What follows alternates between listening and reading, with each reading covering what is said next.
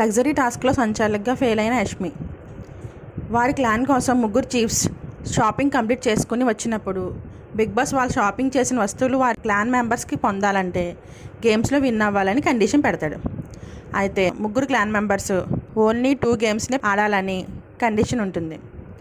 First గేమ్లో Yashmi team వాళ్ళు వాళ్ళ లగ్జరీ వస్తువులు పొందగా, రెండవ గేమ్లో Nainika and Nikhil team participate చేస్తారు.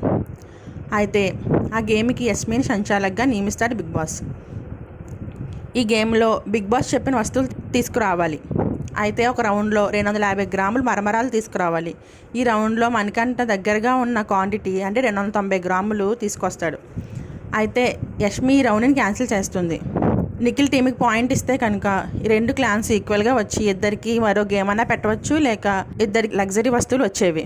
కానీ యష్మి ఎక్కువ మెంబర్స్కి లగ్జరీ వస్తుందని అలా చేసా అని తర్వాత వాళ్ళ ఫ్రెండ్స్తో అంటుంది. అయితే యష్మి కావాలని ఇలా చేసిందని తెలుస్తుంది. యష్మి చేసింది కరెక్టా రాంగో కామెంట్ సెక్షన్లో కామెంట్ చేయండి.